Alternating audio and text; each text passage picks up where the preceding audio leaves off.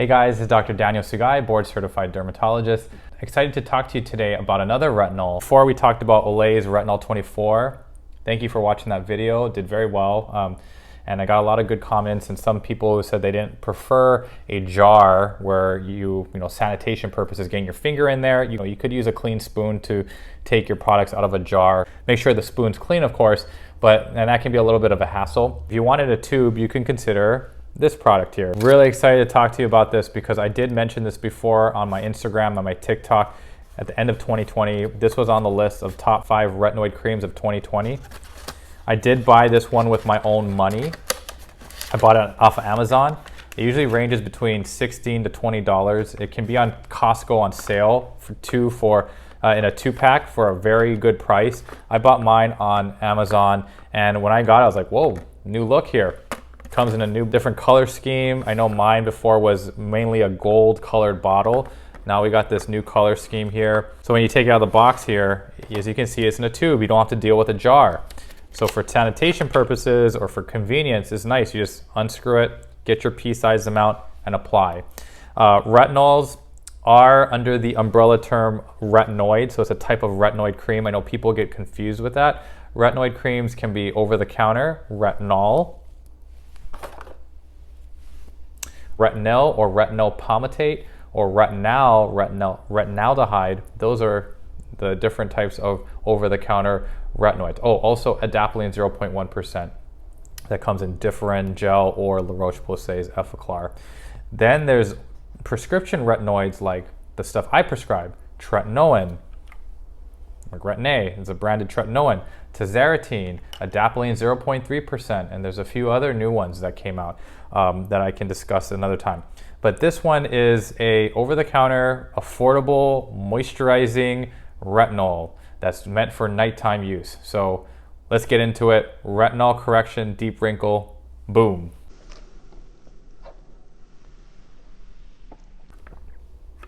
All right, and let's show it to you. So how does it look? This is, I think, one of the main highlights. It just comes out of this silky cream. I break it up into 2. Whew, so silky.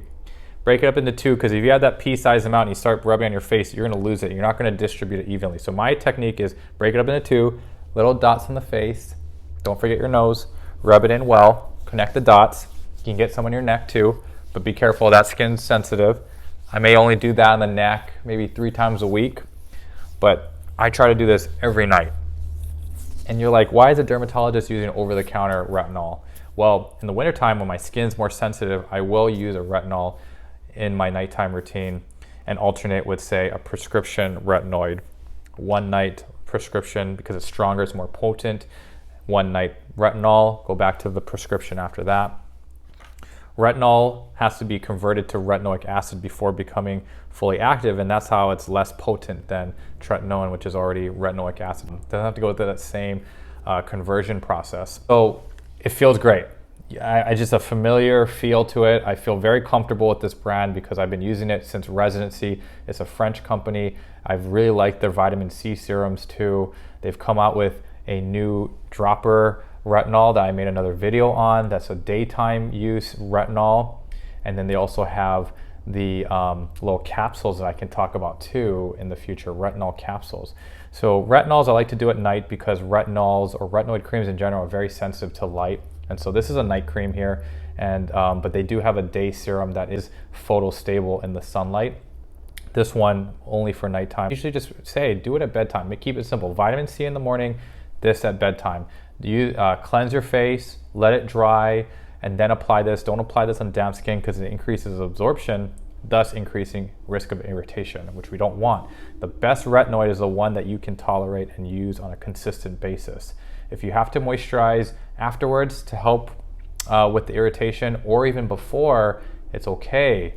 If you ask, well, if I moisturize before, won't the potency of this go down? Maybe, potentially. It does still work, but it might be a little weaker. But if it's too irritating, you're not going to use it. That's zero. That's a potency level of 0. So if you trade off the potency, but you're able to use it less is better than none philosophy, moisturize before or do this retinoid sandwich, moisturize before and after.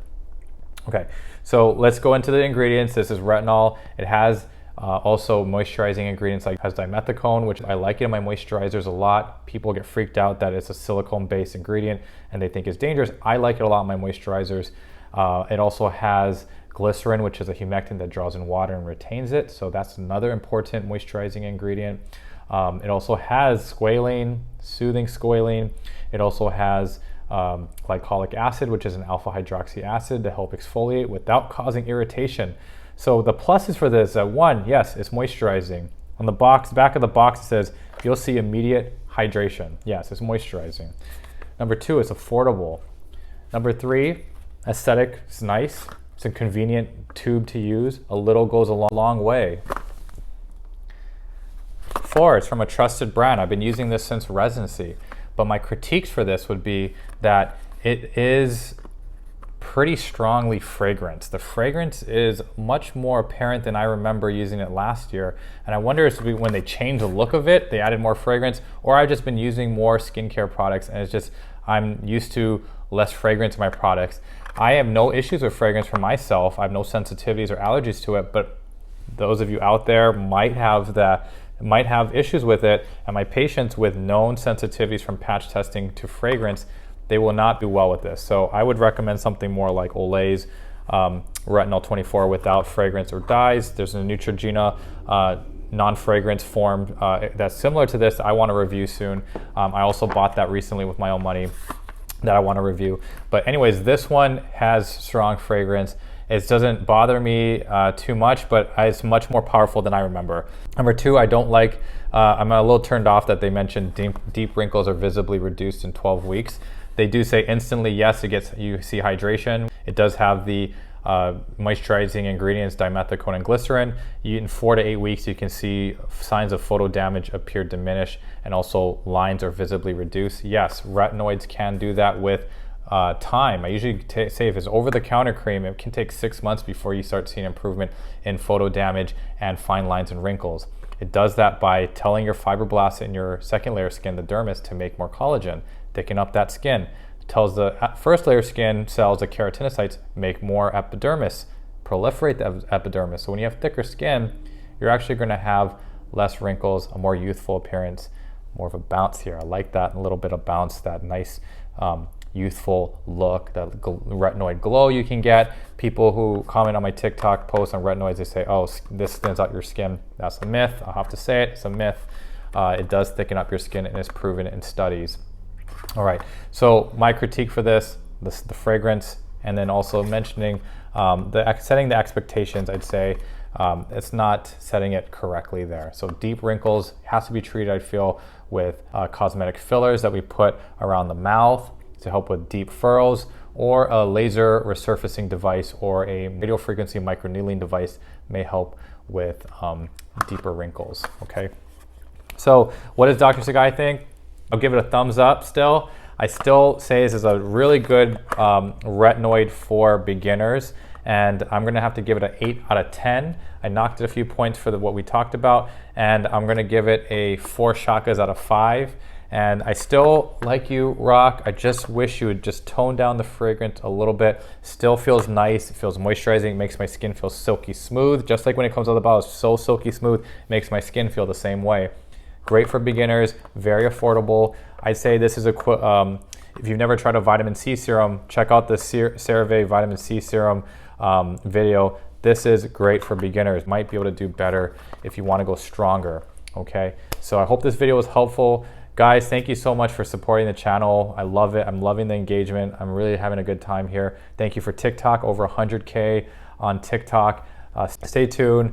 Check out my Instagram because I'm going to have a giveaway, or I might have a giveaway ongoing right now, a La Roche-Posay and CeraVe giveaway. So hope you enter and I hope you win. Good luck with that. And see you for the next video, guys. Take care. Peace.